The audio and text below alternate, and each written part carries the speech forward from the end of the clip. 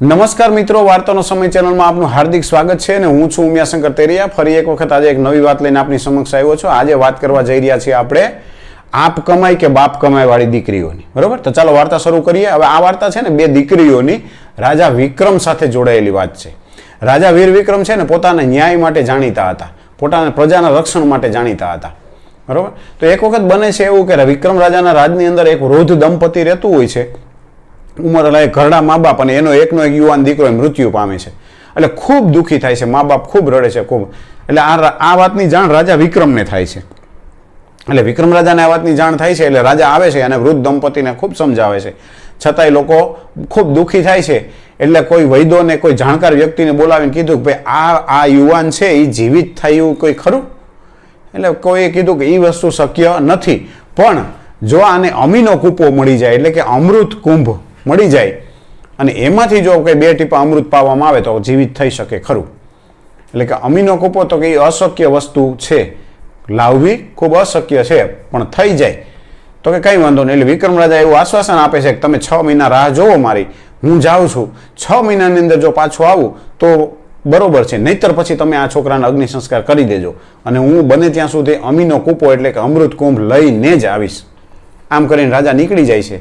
હવે રાજા નીકળ્યા પછી બને છે રસ્તામાં એવું કે એક મદારી છે ને સાપની પાછળ પડ્યો હોય પકડવા માટે, અને એકદમ મોટો ફણીધર નાગ અને મદારી સાપની પાછળ પડ્યો. એટલે સાપને એવું હોય છે કે આખી જિંદગી આ મદારી મને કરંડિયામાં પૂરી દેશે અને કેદ કરીને રાખશે, એટલે ભાગતો જતો હોય છે. હવે વિક્રમ રાજા એને સામે મળે એટલે સાપ એને બહુ આજીજી કરે છે કે મને તમે બચાવી લ્યો, નહીંતર હું તમારો જિંદગીભર આભાર માનીશ, તમે મને બચાવી લ્યો. એટલે રાજા એને બચાવી કે કઈ રીતના તને બચાવી લઉં? તો કે તમે એક કામ કરો, તમારું મોઢું ખોલો, હું થોડીક વાર તમારા મોઢામાં વહી જાઉં અને મદારી વહી જાય પછી હું નીકળી જઈશ. હવે વિક્રમ રાજા તો મોઢું ખોલે છે, સાપ અંદર વહી જાય છે. મદારી આવીને પૂછે છે કે અહીંથી કોઈ સાપ નીકળો છે? એટલે રાજા કહે છે કે સાપની મને ખ્યાલ નથી, કેમ કે જીવ બચાવવા માટે મેં કીધું ને વિક્રમ રાજા કોઈ પણ હદ સુધી જઈ શકે, એટલે ખોટું બોલ્યા પણ શેના માટે? કે સાપનો જીવ બચાવવા માટે. મદારી જતો રહે છે. પછી વિક્રમ રાજા સાપને એવું કહે છે ચાલ હવે બહાર આવી જાય, હવે મદારી જતો રહે છે, હવે તું ચિંતા કરમાં. પેલો સાપ કહે કે ના ના હવે અત્યારે હું નહીં આવું, થોડી વાર પછી આવીશ ને, થોડી વાર પછી ને. આમ કરતા કરતા, કેમ કે સાપને તો રાજા જે ખાય જે પીવે એ પરબારું તૈયાર મળવા માંડ્યું, સાપ બહાર આવે નહીં. હવે રાજા કંઈ અંદર પોતાના પેટમાં કે પોતાની અન્નળીમાં કંઈ મારીને કઢાતું નથી. રાજા ઘણા પ્રયત્ન કરે, સાપ બહાર આવતો નથી.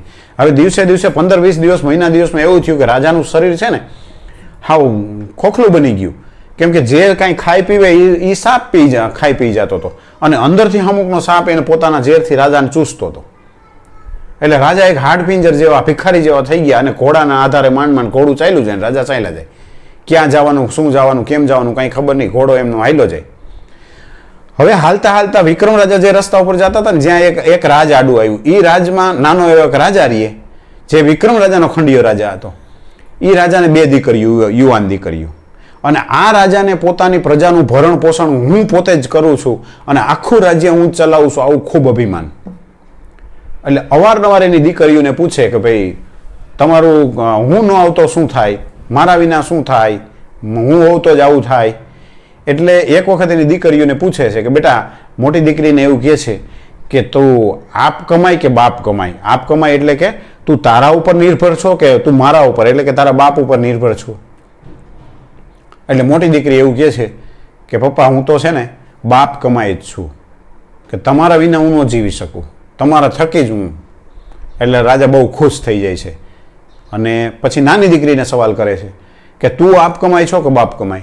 એટલે નાની દીકરી એવું કહે છે કે અત્યારે હું તમારા ઉપર નિર્ભર છું, તમે મારા પિતા છો, તમે આ અહીંના રાજા છો, મારું ભરણ પોષણ કરો છો, અત્યારે હું તમારા ઉપર નિર્ભર છું, પણ જરૂરિયાત પડે ને તો હું મારા પગ ઉપર ઊભી રહી શકું એટલી મારામાં બુદ્ધિ, મારામાં શક્તિ છે, એટલે હું આપ કમાઈ છું, ભલે અત્યારે તમારા ઉપર નિર્ભર હો. રાજાને સારું ના લાગ્યું. 2 દીકરીઓને ખૂબ વાલી હતી પણ છતાંય પોતાની પ્રશંસા ના કરી નાની દીકરીએ એના. એટલે પાછું એને આમ કડક અવાજથી પૂછ્યું ડરાવીને કે હજી વિચાર કરી લે તું કે આપ કમાય છો કે બાપ કમાય? એટલે કીધું પિતાજી હું અત્યારે તમારા ઉપર નિર્ભર છું, એ વાત સાચી છે એક સંતાન તરીકે, પણ જરૂર પડે તેથી હું મારા ઉપર સ્વનિર્ભર રહી શકું.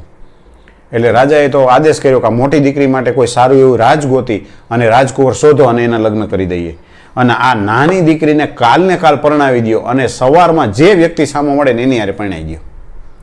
હવે અહીંયા બને છે એવું કે સૈનિકો સવારમાં રાજની બહાર ઉભા રહીએ છે, કોઈ પણ વ્યક્તિ આવે એની હારે દીકરીને પરણાવી દેવી. એમાં આ ઘોડું હાલ્યું આવે છે અને ઘોડા ઉપર આમ બેભાન અવસ્થામાં કોઈ એક યુવાન છે, એટલે કે વીર વિક્રમ છે, એ બેભાન અવસ્થામાં એને કંઈ ભાન નથી રહી, શરીર કાંઈ ખ્યાલ નથી રહ્યો. એટલે સૈનિકો તો ભિખારી સમજી અને ઘોડું રાજમાં લઈને આવે છે અને રાજાને કહે છે કે આ કોઈક ભિખારી ઘોડા ઉપર આવતો હતો મહારાજ, તો કે આ નાની દીકરીને પરણાવી દો. બહુ કહે છે ને હું આપ કમાઈવાળી છું, ખબર પડે ભિખારી યારે કેવી રીતે જિંદગી જીવાય.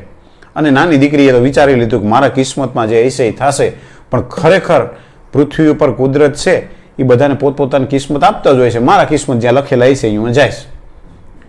હવે એ રાજાએ તો ભિખારી દીકરીને લગ્ન કરી અને નાની દીકરીને વડાવી દીધી અને પછી મોટી દીકરીના ધામધૂમથી લગ્નની તૈયારી શરૂ કરી દીધી. નાની દીકરી તો ઘોડાની લગામ પકડી અને ધીરે ધીરે ધીરે ધીરે ધીરે બહાર નીકળી ગઈ. એને ખબર નથી કે આ ઘોડા ઉપર જે સવાર છે, બેભાન અવસ્થામાં જે વ્યક્તિ છે એ વિક્રમ છે, એ ખબર નથી, વિક્રમ રાજા છે એ. હવે રાજની બારોબાર એક જંગલની અંદર વૃક્ષ નીચે બેસે છે. હવે ત્યાં પરિસ્થિતિ એવી થાય છે કે વૃક્ષ નીચે મોટો એક રાફડો હોય છે, બરોબર? તો એ રાફડામાં જોવે ને તો એવું લાગે કે અહીંયા નાગનો વાસ હોય એવું લાગતું હતું. એટલે એ થાકેલી પાકેલી વડલા નીચે એમને બેઠી હતી અને ઘોડો અહીંયા વડલાની વડવાએ બાંધ્યો. વિક્રમ રાજાને નીચે ઉતાર્યા, થોડું ઘણું પાણી પાયું, પણ એને પાણીની અસર કાંઈ થાય એમ હતી નહીં, કેમ કે અંદર જે નાગ હતો એ બધું ખાઈ પી જતો હતો.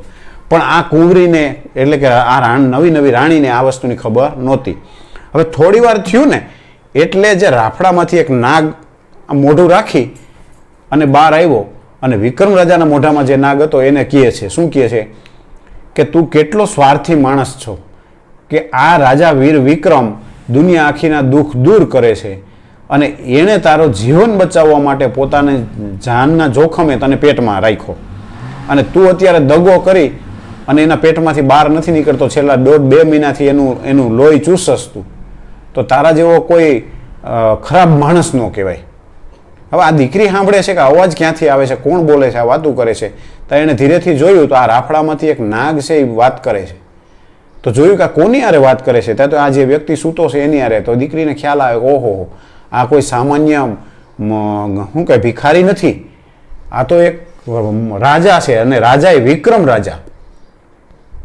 દીકરી તો વિચાર કરવા માંડી કે હવે કરવું શું. તા સામેથી પાછો વિક્રમ રાજાના મોઢામાં જે નાગ હતો ને એ બોલ્યો કે તું એ કાંઈ ચિંતા કરીમાં, તારું કરીને કે તે કેટલું ધન તારા રાફડા નીચે હંગરીને રાખ્યું છે, કે કોઈ રાજવરા પાસે નહીં હોય એટલું ધન તે હંગરીને રાખ્યું છે.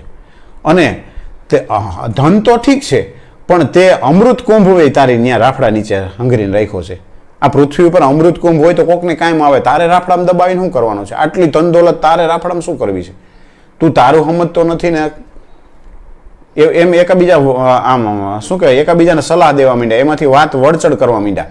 એટલે રાફડામાં હતો ને એ નાગે શું કીધું કે ખરેખર આ તો કોઈ માણસને ખબર નથી, બાકી ઝેર કોચલા લઈ અને દૂધની અંદર વાટી અને રાજાને પીવડાવી દે ને એટલે તારા એ જ સેકન્ડે ભૂકા નીકળી જાય પેટમાં. એટલે પેલી કુંવરીને એટલે નવી રાણીને એમ થયું કે હા આ રાજાના પેટમાં નાગ છે ને એને મારવા માટે, કેમ કે નાગને તો રોજ ટેવ પડી ગઈ હતી પેટમાં આવે સીધું રાજાની હોજરીમાં ક્યાંય જવા જ નહોતું દેતા, બધું ખાઈ જતો હતો. એટલે એને ખ્યાલ આવી ગયો કે રાજાના પેટની અંદર જે નાગ છે એનો રસ્તો શું કરવો એને ખ્યાલ આવી ગયો. એટલે પેલો મોઢામાંથી નાગ બોલે છે તારું તું કર, આ રાફડા ઉપર કોઈ પણ જ્યાં ધન લેવા આવે છે એને તું સીધો કઈડી લેશો, પણ ગરમ તેલ આખી એક કડાઈ ગરમ ઉકાળી તેલ અને જેવું રાફડા ઉપર નાખે એટલે તારાય ભૂકા નીકળી જાય અને પછી આ ધન છે એ માણસો આરામથી વાપરી શકે એમ છે. એટલે જેદી કોકને ખબર પડી ને કે આ રાફડામાં આપણે તેલ રેડશું તો આ નાગ મરી જાય, તેદી તારો વારો છે. એટલે દીકરીને એ ખબર પડી ગઈ કે આ રાફડાની અંદર જે ધન છે એ કઈ રીતના લઈ શકાય. એ દીકરી તો ત્યાં ઘોડો બાંધ્યો, એ રાજાને અહીંયા મૂક્યો અને આજુબાજુના ગામમાં ગઈ છે તો ત્યાંથી થોડુંક દૂધ લઈ આવી છે અને થોડુંક તેલ લાવી અને દૂધની અંદર જે ઓલા ઝેર કોચલા એ ખરેખર વાટી લઢી અને વીર વિક્રમને એક આખો ઘૂંટડો પાઈ દીધો. જેવા એ ઝેર કોચલા પેટમાં ગયા, નાગને તો ટેવ હતી પેટમાંથી જે આવે સીધું ખાઈ જતો. એ ભેરા જેના અંદર હોજરીની અંદર કટકા થઈ ગયા નાગના. 2-3 દિવસ 4 દિવસ રહે છે ત્યાં રાજા ધીરે ધીરે ભાનમાં આવતા જાય છે અને પહેલાં પૂછે છે કે તું કોણ છો અને મારી સાથે શું કામ? એટલે આ પેલી કુંવરી છે ને બધી વાત કરે છે કે હું તમારી રાણી છું અને મને 2 કે 4 દિવસ પહેલાં જ ખબર પડી કે તમે વિક્રમ રાજા છો. અને આ પરિસ્થિતિમાં કેમ, એટલે એ રાજા વાત કરે છે આવું બન્યું, એટલે એ કુંવરી કહે છે, રાણી કહે છે કે મેં આ રીતના એ નાગને તમારા પેટમાંથી મારીને કાઢ્યો છે. પછી કે હું અમીનો કૂપો લેવા માટે નીકળો છું અને 6 મહિના સુધી પેલા વૃદ્ધ દંપતી રાહ જોવે એમ છે, જો હું નહીં જાઉં ને તો એ વૃદ્ધ દંપતી માથા પછાડી મરી જશે. એટલે પેલી રાણી એની વિક્રમ રાજાની રાણી એવું કહે છે કે તમે જે અમીનો કૂપો એટલે કે અમૃત લેવા નીકળ્યા છો ને એ અમૃત આ રાફડાની નીચે છે. કે તને કેમ ખબર? તો કે આ રીતના બે નાગ મેં જે તમને વાત કરતા હતા ને, તો એણે કીધું કે આ સોનામોર આની નીચે છે, પણ આવી રીતે તેલ રેડીએ ને તો એ નાગ મરે ને પછી થાય. એટલે રાજાએ કીધું કે ભાઈ એ સંપત્તિ હાટું આપણે નાગને કેમ મારી નાખવો, એનો તો કંઈ વાંક નથી. એટલે રાજા એવું કહે છે કે ભાઈ રાણી એને સમજાવે છે કે રાજા આપણે નાગને મારવો નથી, પણ એ આપણને એમનેમ ધન દોલત નહીં દે, કે એ અમીનો જે કૂપો છે અમૃત છે એ નહીં આપે. અને જો એક નાગને નહીં મારો ને તો ત્યાં પેલા વૃદ્ધ દંપતી 2 એટલે કે 3 જીવ મરી જશે. એટલે 3 જીવ બચતા હોય તો એક જીવને મારવામાં અને એ સિવાય બીજાને આ ધન દોલત કામ આવશે. બાકી આખી જિંદગી આ પૃથ્વીના પેટાળમાં આટલું ધન દટાયેલું રહે શું કામનું? એટલે વિક્રમ રાજા અને પેલી રાણી, પોતાની રાણી બે એકદમ તેલની કડાઈ ગરમ કરી અને રાફડામાં રેડે છે. અને પછી રાફડામાંથી જેટલી સંપત્તિ હતી એ કાઢી, કે એક નાનું મોટું રાજવાડા પાસે ન હોય એટલી સંપત્તિ એ કાઢી અને અમૃત કુંભ લઈ અને પાછા નીકળે છે. હવે પાછા જેવા વળે છે ને એટલે ઓલી જે રાણી છે ને રાજકન્યા, એના પિતાનું રાજ આવે છે. એટલે સૈનિકો જઈ અને સીધા રાજાને કહે છે કે મહારાજા, આપણી કુંવરી કહેતી હતી ને કે હું આપ કમાઈ વાળી છું, જો આ 15-20 દિવસ મહિના દિવસમાં પાછી આવે છે. એટલે રાજા તો આમ અભિમાનથી હામો હાલે છે કે કેમ તું કહેતી હતી ને હું આપ કમાઈ છું, કેમ પાછી આવે છે? એટલે પેલી દીકરી કહે છે કે પપ્પા એવું નથી. અને રાજાને એના બાપને એવું કહે છે કે ખરેખર એવું નથી, હું પાછી નથી આવતી, હું મારે સાસરે જ જાઉં છું. બરાબર, હું મારે સાસરે જ જાઉં છું. અને હજી હું આજ કહું છું કે અભિમાનથી નહીં, પણ હું આપ કમાઈ વાળી છું. ઈશ્વરે મારા લેખ લખેલા જ છે, હું કોઈ ઉપર નિર્ભર નથી. એટલે કે તો આ જે મજૂર આયરે, જે ગરીબ માણસ આયરે અમે તને પરિણાવી હતી એ જ છે.